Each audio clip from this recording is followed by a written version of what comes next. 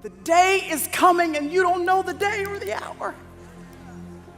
Neither do I, when we're going to have to stand before him and give an account for how we handled what he had entrusted to us. I'm asking you tonight, how are you handling your assignment? Because young women, if you think that you're young because of your age, listen to me. If you're 20, but you only have till 30, you're pretty old. If you're 50 and you're gonna live until 100, then you're pretty young. Age is just a number, my friend, and you and I cannot qualify young or old based on our birth date. It's based on our death date, and since we don't know when that day is, that I implore you, sisters, by the mercies of God, to walk in a manner worthy of the calling by which you have been called.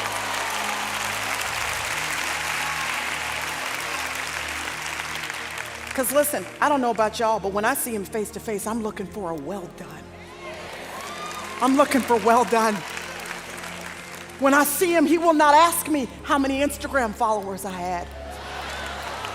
He will not wonder whether or not folks liked my post. He will not be interested in whether or not my selfies were perfectly lit. He will ask me, did I know his son? And then I will give an account. So the disciples, they come and they give an account to Jesus. I wondered if there was a recipe for effective ministry. Because if these guys were willing to come and look Jesus in his face and give an account, I figured there might be a recipe for us for effective ministry. I'm interested. Anybody interested? There are 3 ingredients to the recipe. Luke chapter 9, verse 1, it says, he called them. He called them. And his calling superseded any personal ambition that they had. They laid down whatever they were going to do because they heard the call of God beckoning them to do something else.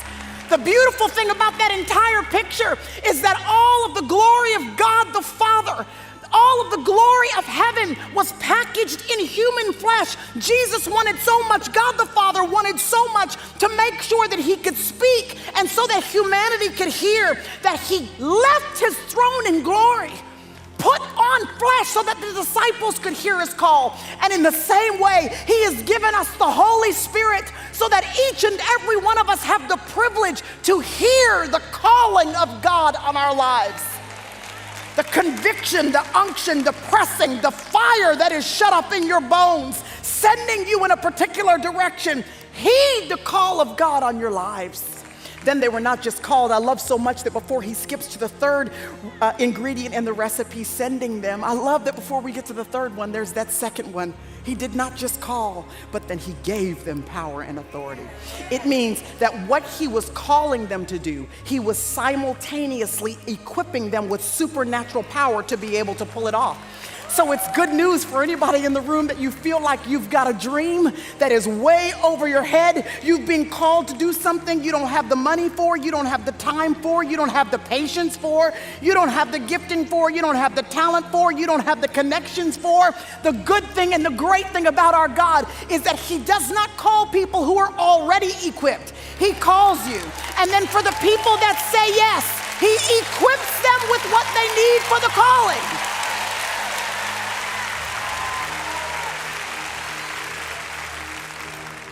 He entrusted them with power and authority. And can I tell you why this is important? This is important because in order to accomplish supernatural tasks, you have to have supernatural capacity. In other words, you can be the most talented person in the world, but if you go in your own strength and power, you still won't be able to accomplish the God calling on your life. It requires what it is that only God himself can give to you to accomplish the task. Ooh, the enemy hopes you will go in your own power. He hopes you will think you are flashy enough and savvy enough and talented enough and impressive enough so that you will no longer lean on God instead of leaning to your own understanding. But it is not by power, and it is not by might, it is by the Spirit of God. And some trust in horses, other folks trust in chariots, but not us. We trust in the name of the Lord our God. So he called them, and then he entrusted them. He gave them some treasure, and then he sent them. He's the one who did the sending. Resist the urge to send yourself. To do something that it is not yet time for. Because just as important as our calling is, that is equally as important as the timing is in which that calling is outworked in our lives. And if you go too soon, you might, if you give birth too soon to that which God is trying to produce through you, you might abort what it is that he's trying to accomplish in you. The spiritual backbone, the fortification that he was trying to establish in you so that you could handle the spotlight when it hits you. Because listen, that spotlight that you may be craving, if it hits you and you have no character, it will burn you to a crisp.